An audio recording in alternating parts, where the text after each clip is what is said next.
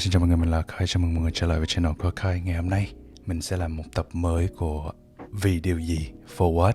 Thì vị khách mời đầu năm tháng 1 của năm 2022 sẽ là Tuấn. Ok, rồi em có thể giới thiệu về bản thân. Hello mọi người, mình là Tuấn, tên spinner là Tuấn Sẹt, mình đến từ Viral ST Team. Em có thể giới thiệu thêm về cái lý do mà em bắt đầu chơi Weibo không? Lý do bắt đầu chơi cái bút của em là từ hồi lớp 6 thì em có thấy một ông thầy quay cái bút bi, thấy cũng khá là bắt mắt. Thế là em thử học theo vài đường cơ bản của ông thầy ấy. Xong rồi là tầm khoảng đến lớp 7 thì em được bạn tặng một cái mod. Em bắt đầu tìm hiểu, tra YouTube những cái trick nó hay và độc đáo hơn để đi lên.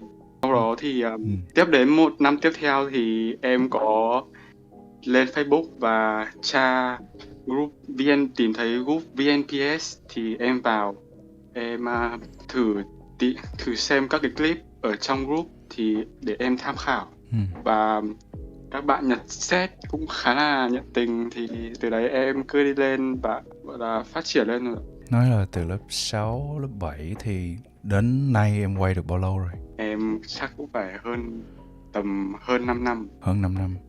Thì anh Vâng. thấy em hoạt động cũng khá là nhiệt tình, kiểu hay thấy tên em trong group, rồi ngay cả trên trường quốc tế thấy em cũng hay đăng những cái video lên YouTube, tham gia những cái hoạt động hoặc kiểu những cái giải đấu mà trước hết là từ VNPST đúng không?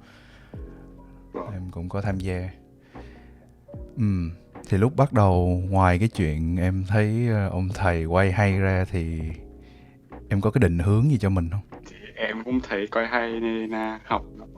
Xong bắt đầu vào group thì em thấy mấy ông cũng quay hay. Xong bắt đầu hồi 2019 thì có cái giải VNPST 19 thì em cũng thử tham gia thử sức. Nhưng mà lúc mới chơi thì cũng nhận được khá nhiều những cái phản hồi không hay lắm, kiểu em quay thế này thế nọ. Nhưng mà để thay đổi được cái cách nhìn nhận của người ta thì em cũng đã cố gắng thay đổi khá nhiều và để có được ngày hôm nay.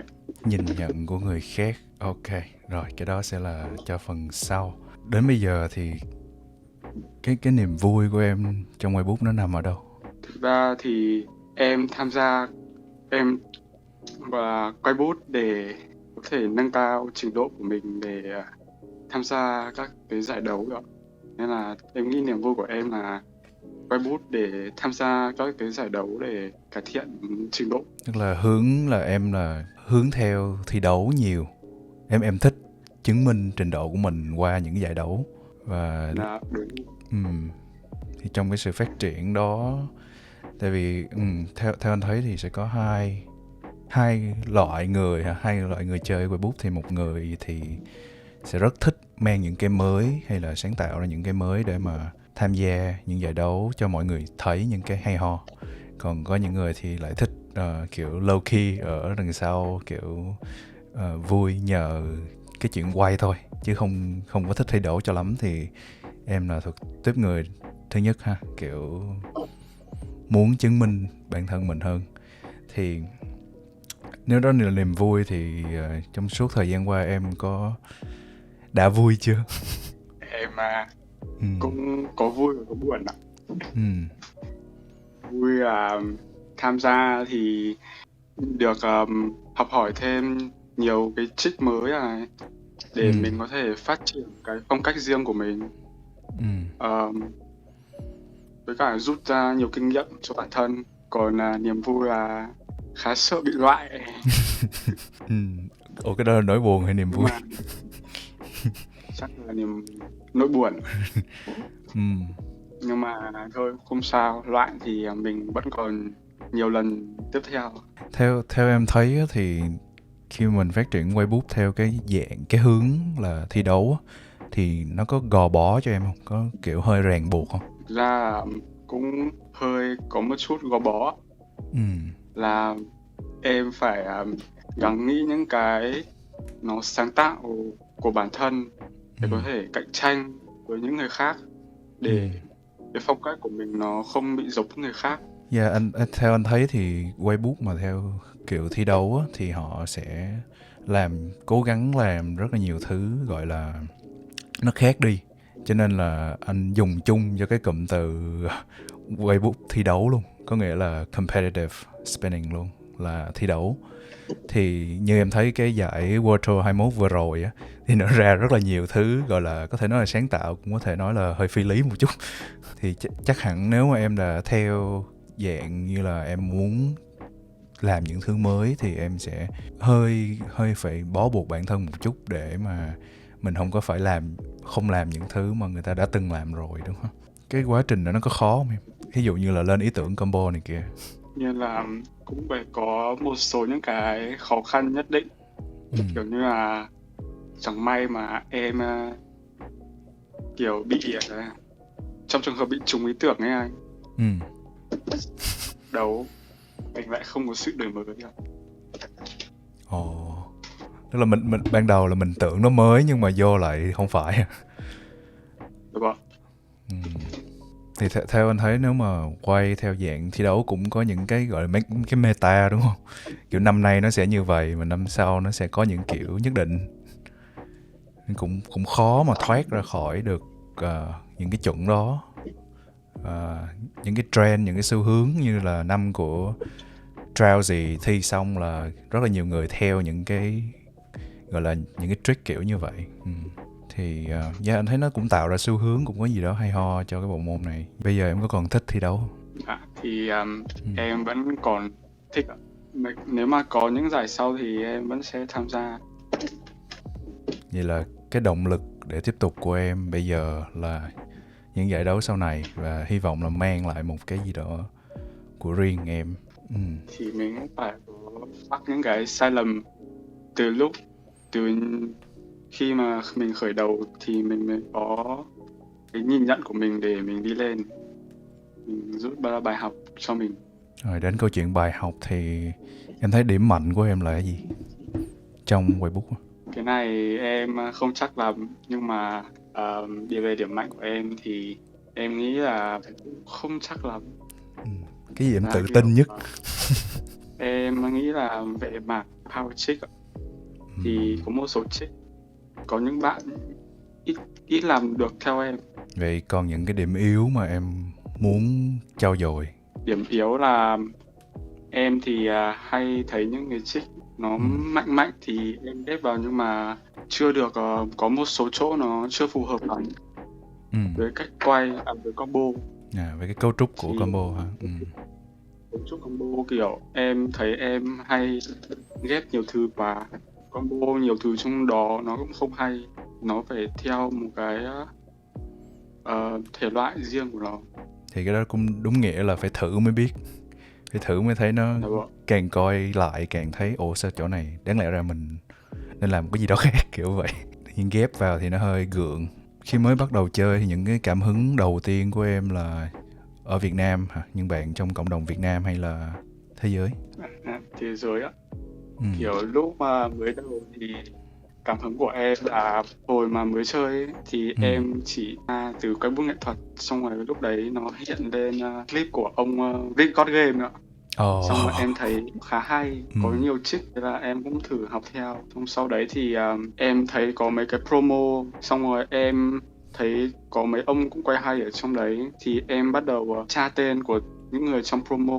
Lúc đầu là Menowa này, xong rồi Isaac. Xong em tra thì em cũng thấy mấy ông ấy quay cũng có mấy link cũng độc đáo và thú vị.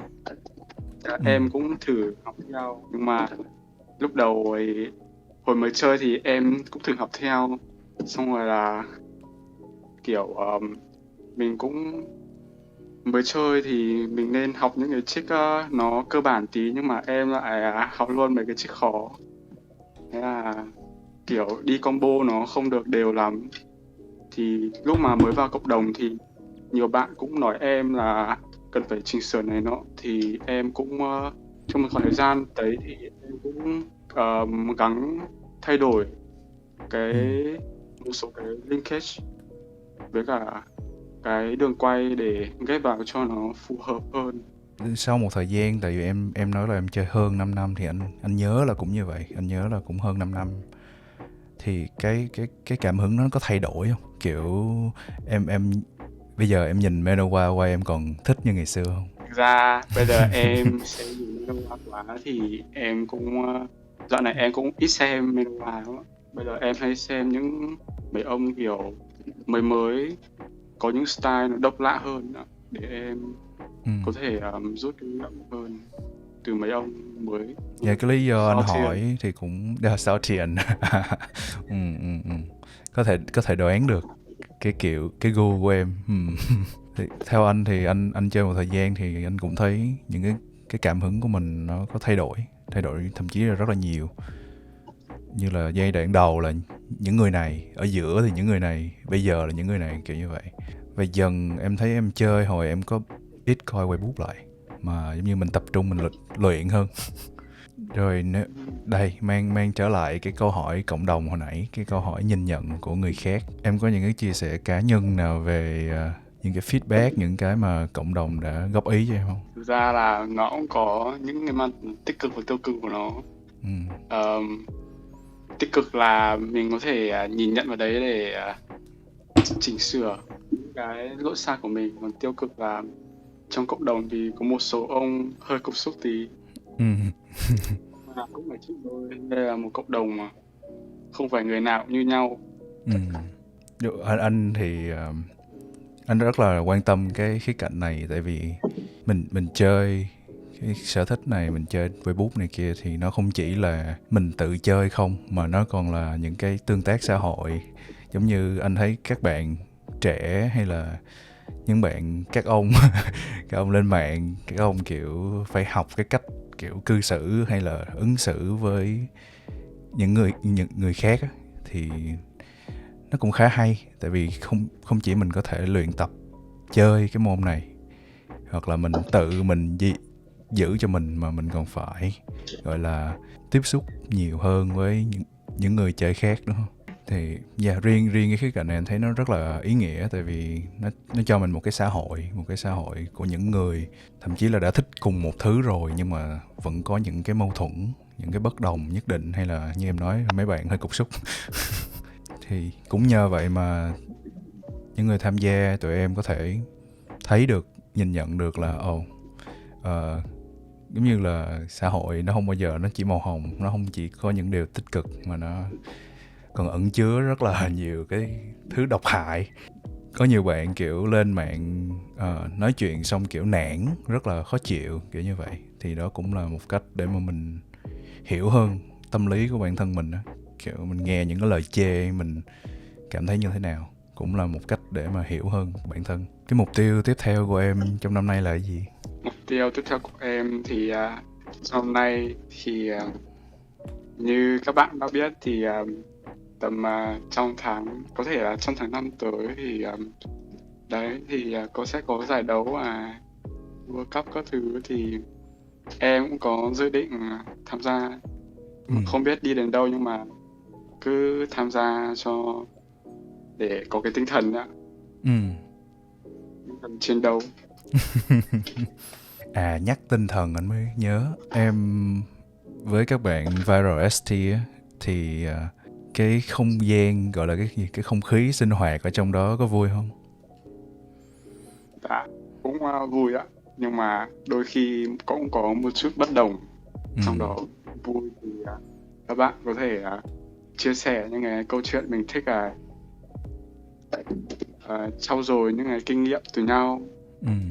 Những cái nào mà mình chưa được thì các bạn có thể bù đắp lại những cái lỗ hổng đấy cho mình để mình sửa sai. Thì anh thấy chơi cái này nó cũng cần một cái team, một cái group gì đó để mà mình có thể chia sẻ với nhau. Thì cũng tiết lộ luôn, thì anh với team DNA thì cũng ít nói chuyện Weibo lại rồi.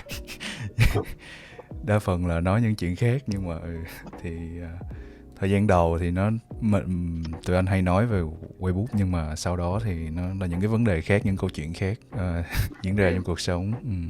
Em cũng thế. Lúc đầu vào thì mình cũng chưa làm quen với Ừ. nhau lắm thì mình cũng nói về những cái sở thích của mình, xong dần dần quen rồi thì mình mở lòng mình hơn thì mình có thể chia sẻ cho nhau những cái câu chuyện vui buồn trong cuộc sống của nhau để mọi người có thể đồng cảm, thấu hiểu nhau. Dạ, thì anh thấy Viral ST là một cái team gọi là rất là trên bề mặt thôi thì anh không có biết ở trong, nhưng mà trên bề mặt thì anh thấy rất là đoàn kết, kiểu tụi em hoạt động cùng nhau rồi cố tạo ra những cái sản phẩm chung với nhau, thì đó cũng là một cái gì đó, một cái đóng góp rất là lớn cho cộng đồng để mà giữ cái lửa này nó tiếp tục chạy, nó tiếp tục sáng. Thì chắc câu chuyện cũng chỉ đến đây thôi. Em có lời nào muốn nói trước khi anh kết thúc chương trình không? Để em nghĩ thì thực ra cũng có câu hỏi này. Em có câu hỏi cho anh ạ. Ok.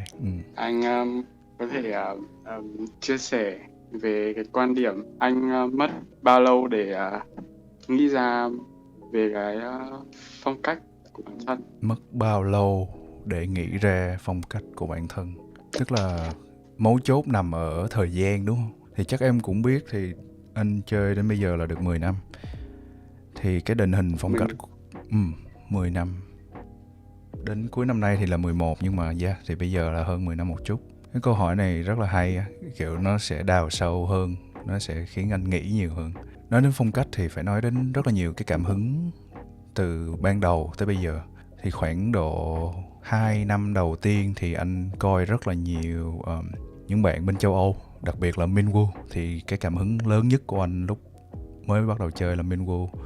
Cho nên là lúc đó anh quay nó có hơi gọi là châu Âu một tí, nó hơi phương Tây một tí. Nhưng mà đến hơn 2 năm thì anh lại chuyển sang anh mê mấy bạn bên JB, bên Nhật. Và từ lúc đó đến khoảng 7 năm là anh rất là thích coi mấy bạn Nhật, mà cũng có thể thấy được cái sự thay đổi của mấy bạn qua thời gian. Và từ lúc đó đến bây giờ thì anh luôn muốn gọi là phối hợp, kết hợp lại những cái thứ mà anh đã chắc lọc được, anh đã học được từ những người đi trước, những cái vị tiền bối ha, những cái người chơi quay đẹp mà nhìn nó lại lạ. Nhưng mà anh khi mà định hình rõ hơn thì anh muốn mang một cái gì đó nó lạ đến với lại người xem và đến với cái phong cách của anh. Thì có một câu chuyện là anh gặp Oye ở bên Trung Quốc, thì bạn có nói với anh là cái phong cách của anh, cái yếu tố mấu chốt của nó là biến những cái thứ đơn giản nhìn nó phức tạp, kiểu như vậy, kiểu make easy things look complicated á. Thì có nghĩa là những cái thứ anh làm rất là dễ, nên cái series Archival Linkage thì có những cái link các bạn coi một phát là biết làm liền luôn. Nhưng mà anh muốn đẩy những cái thứ đơn giản đó trở thành một cái thứ nó khó hơn nhờ qua cái lớp lọc phong cách của mình. Tức là như em cũng có thể làm được, đó là học những cái trick, nhưng mà cái cách làm của em nó sẽ khác và lúc đó nó sẽ trở nên độc đáo hơn. Thì anh thấy phong cách thì nó qua thời gian thôi. Thí dụ như 5 năm trước anh quay cũng khác, đến bây giờ anh quay cũng khác. Và nếu em có thể coi những cái video ngày xưa, thiệt là xưa, thì em thấy anh chưa có một cái gì đó cụ thể, mà cũng phải qua một thời gian rất là dài để mà mình nghĩ nhiều hơn. Thí dụ như là cái trick này thay bằng cái gốc của nó là như vậy, nhưng mà mình làm sao cho nó khác đi. Thì đó là những cái suy nghĩ anh đã có trong cái quá trình hình thành phong cách. Em vẫn còn 2 câu hỏi. 2 câu hỏi luôn hả? Có thêm chuyên sâu. Ok. Sao nếu mà có ý kiến cho rằng bên streaming thì bây giờ người ta hay hướng theo kiểu Nhật Bản quá, thì sẽ không có những cái độc đáo riêng của từng boss ấy, mà kiểu mình chỉ học theo những cái kiểu Nhật Bản thẩm mỹ này kia đó hả? Kiểu tại em thấy anh nói là bên spinning thì bây giờ người ta toàn hướng theo kiểu dép ấy, thì nó không được phong phú cho lắm, thì nó chỉ hướng theo cái dép thôi, khuôn khổ theo dép. Kiểu nhiều người theo dép quá, xong rồi là không giống những bộ môn khác là nó phải có cho mình những cái độc đáo riêng của từng boss ấy ạ. Câu này anh cũng phải nghĩ một chút anh mới trả lời được. Đúng thật thì bây giờ có rất nhiều bạn hướng theo Jeff và cũng như là nói với người khác là nên theo, đúng không? Nên theo cái kiểu đó đi, chứ quay như vậy nhìn nó không có, nó trông thế này thế kia. Theo anh thì thứ nhất là bên Jeff họ cũng không chỉ tập trung vào quay MX hay là những cái cây mod nhẹ hay là theo cái kiểu thẩm mỹ hoàn toàn. Tức là họ vẫn có một cái sự đa dạng trong đó.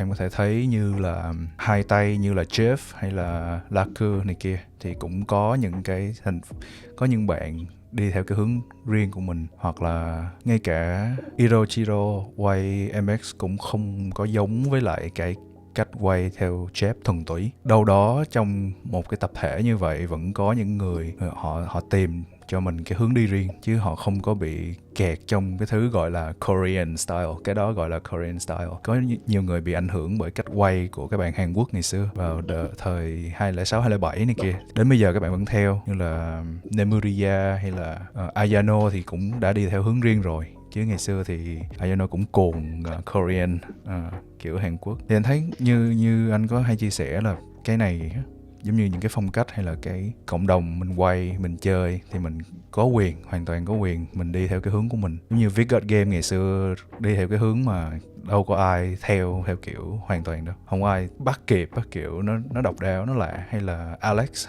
A13X đúng không, họ cũng có những con đường riêng. Tại bây giờ Nhật họ đang cái cộng đồng của Nhật họ đang làm chủ cái bộ môn này, có nghĩa là tất cả những cái thứ họ làm sẽ ảnh hưởng đến các nước khác.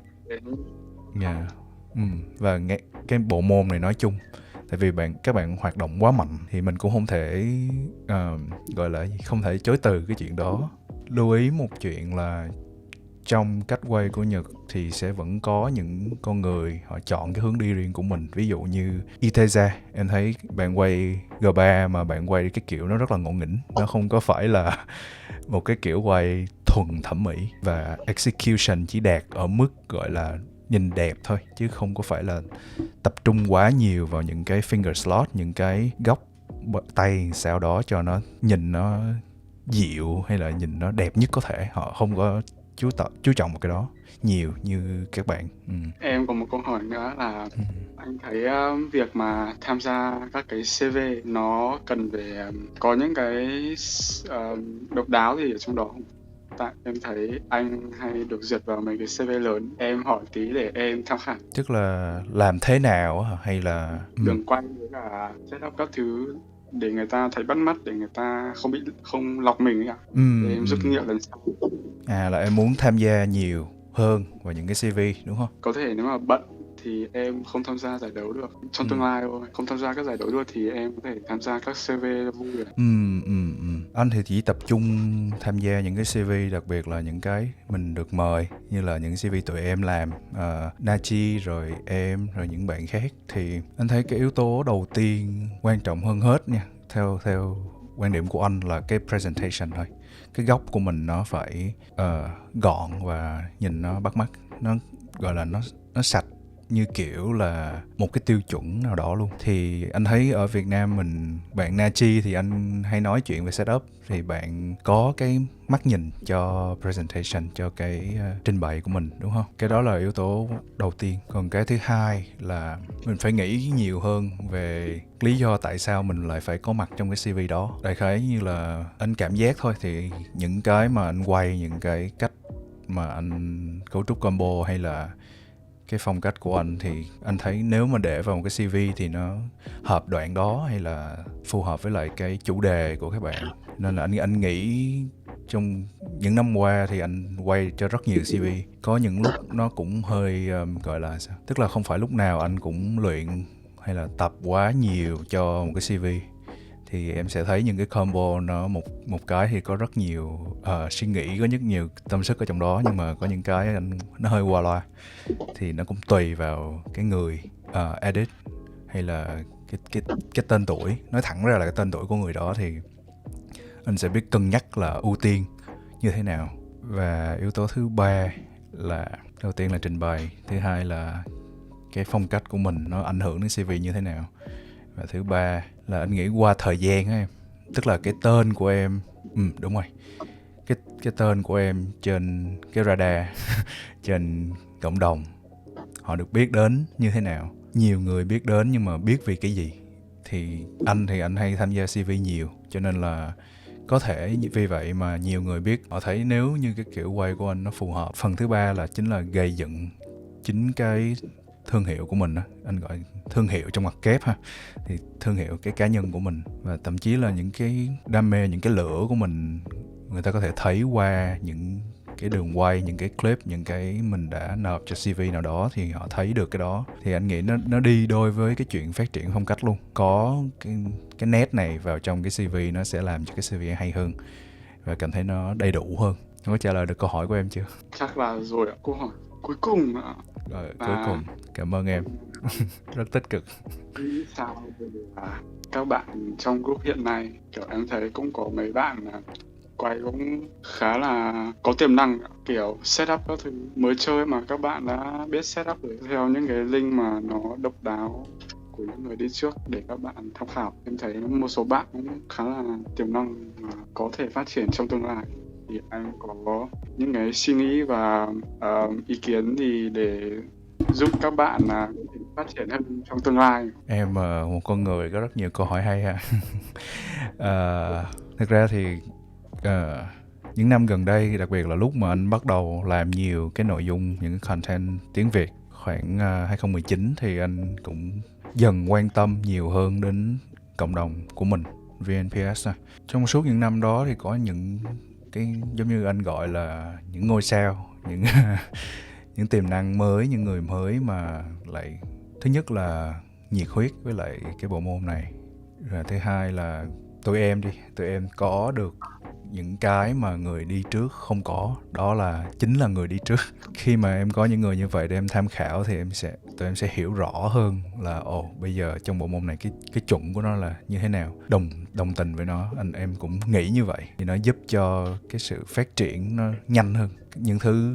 Những người đi trước mất khoảng phải 5 năm, 3 năm, 5 năm để mà hiểu ra là tại sao nó phải như vậy, thì tụi em đã gia nhập lúc mà những cái thứ đó nó trở thành tiêu chuẩn rồi, và tụi em luôn có những cái để tụi em tham khảo, thì đó là một cái lợi thế. Còn về những cái tên tuổi mới bây giờ thì anh thấy bây giờ chính là cái giai đoạn quan trọng, mình có thể thấy được rất nhiều tiềm năng đi lên. Bây giờ anh chắc chắn hơn, hồi trước anh còn hơi ngờ vực một chút, anh còn chưa tin. Tại vì những bạn chơi khoảng vài năm thì các bạn nghĩ, đúng không? Chơi kiểu mình học những cái hay nhưng mà mình làm nhiều quá thì mình cũng nản ấy. Đôi lúc thì em cũng cảm thấy hơi nản, có thể ngồi suy ngẫm lại một tí trong khoảng một thời gian thì mình có cảm hứng thì mình có thể nghĩ ra những cái khác nó hay hơn, chứ không phải là cứ cảm thấy chán nản là mình sẽ nghỉ các thứ. Thì anh cũng nói nhiều về cái chủ đề này bởi vì cái chương trình này nó là vì điều gì, thì em quay vì điều gì, đó cũng là một cái gì đó rất là quan trọng. Bây giờ thì em quay vì điều gì, muốn thi đấu hả, hay là những lúc suy ngẫm thì em nghĩ sao? Em thì cũng suy ngẫm về làm thế nào để nghĩ ra những cái trích riêng với phong cách riêng của mình, tham khảo những cái khác để mình trau dồi thêm vào cái phong cách của mình. Mỗi người đều có cái lý do để mà tiếp tục, cũng rất nhiều lý do để nghỉ. Thì có những cái sự phân tâm, những cái như là có thể các bạn học hay là các bạn chơi game nhiều hơn hay là sao đó, thì cũng hay xảy ra thôi. Thấy bây giờ đa số các bạn kiểu quanh thì bố mẹ hay nói các thứ, dạo này em cũng hơi bị nói. Nhưng mà tất nhiên thì nếu họ không chơi thì họ không hiểu, cũng không chỉ là bố mẹ mà anh nghĩ những người ngoài, tức là họ không có trong cái sở thích này, họ không có thích nó như mình, hay là không có trân trọng nó như mình, thì họ sẽ không hiểu được tại sao lại phải làm cái chuyện này. Và ngay cả bản thân anh cũng đã từng nghĩ rất nhiều về chuyện mình có nên nghỉ hay không. Có nhiều cái sở thích khác, những cái đam mê khác nó mang lại giá trị cho cuộc sống, cho tương lai. Và anh cũng muốn nói đến cái chủ đề này trong những cái video của anh, là bây giờ nếu mà nhìn ra ngoài thì có rất nhiều sở thích, có rất nhiều thứ em có thể làm để mà phát triển hơn, nâng cao bản thân cho một con người, cho bản thân mình trong tương lai, đặc biệt là trong công việc hay là chuyện học hành gì đó. Nhưng mà nếu mà nghĩ về cái bản chất của nó thì mình bắt đầu vì nó vui và mình đang chơi vì nó vui, không có lý do gì mà mình cứ phải phân vân đắn đo xem là mình có nên làm gì khác hay không.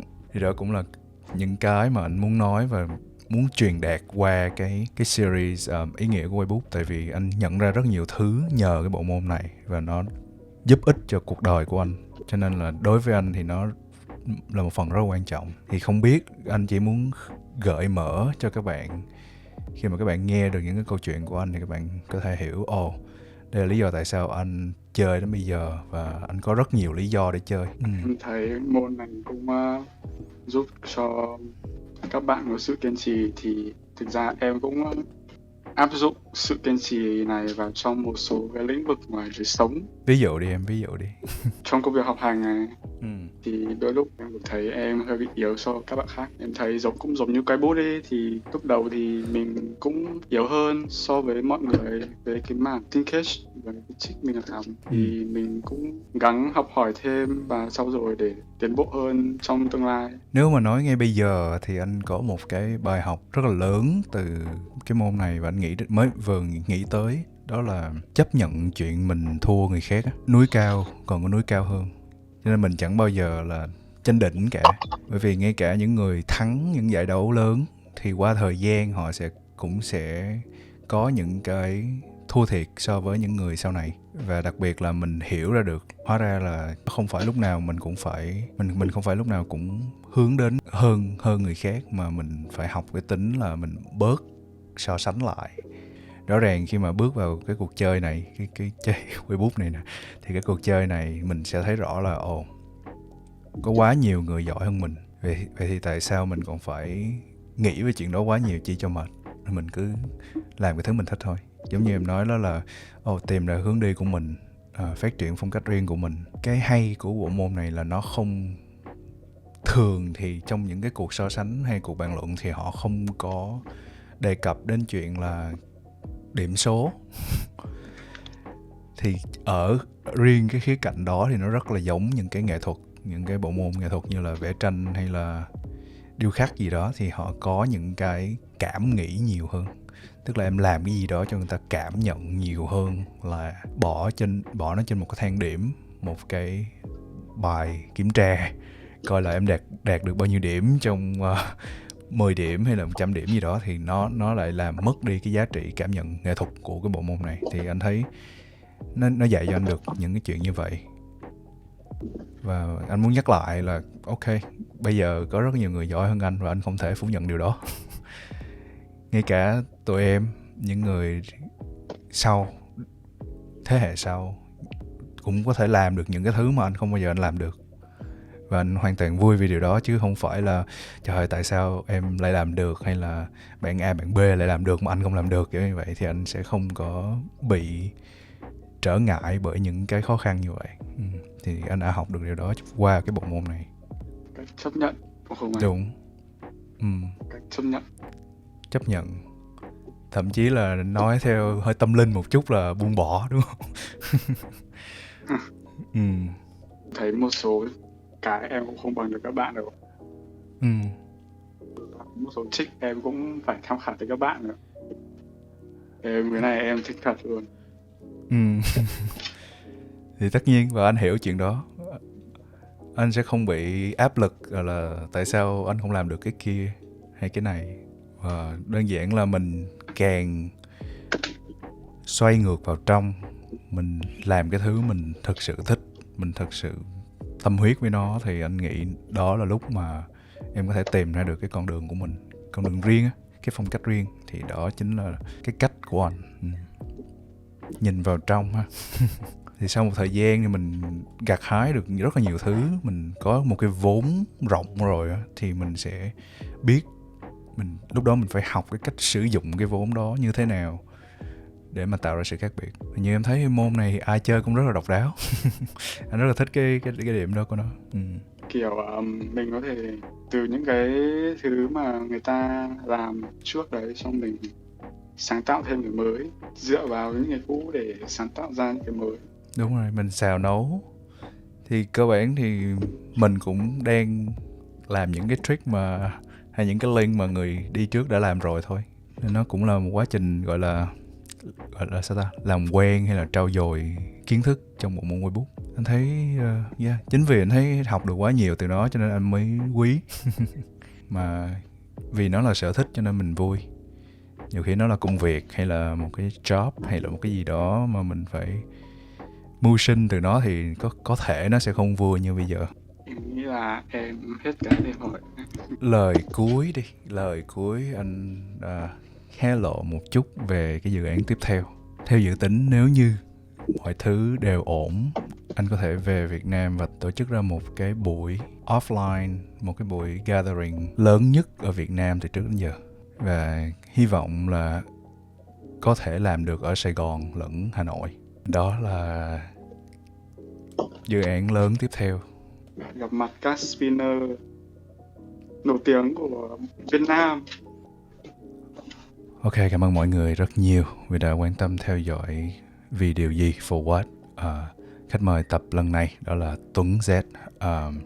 Anh nghĩ trong cái video lần này đã có rất là nhiều cái câu hỏi hay mà Tuấn đã đặt ra và anh rất là cảm ơn, bởi vì những tập trước khi mà anh hỏi các bạn có câu hỏi nào không thì lúc đó nhất thời các bạn có thể chưa nghĩ ra, nhưng mà Tuấn đã đặt cho anh 4-5 câu hỏi gì đó rất là hay, và anh đã có thể chia sẻ sâu sắc hơn về cái góc nhìn của anh trong Weibook và nghe những câu chuyện từ Tuấn. Tập này nó sẽ dài hơn 2 tập trước và hy vọng mọi người coi được đến đây để có thể nghe qua những cái chia sẻ của Akai cũng như là Tuấn trong vì điều gì. Ok, cảm ơn Tuấn. Cảm ơn các bạn đã xem cái series lần này của anh Akai. Chúc các bạn có một năm mới tràn đầy hy vọng và năng lượng.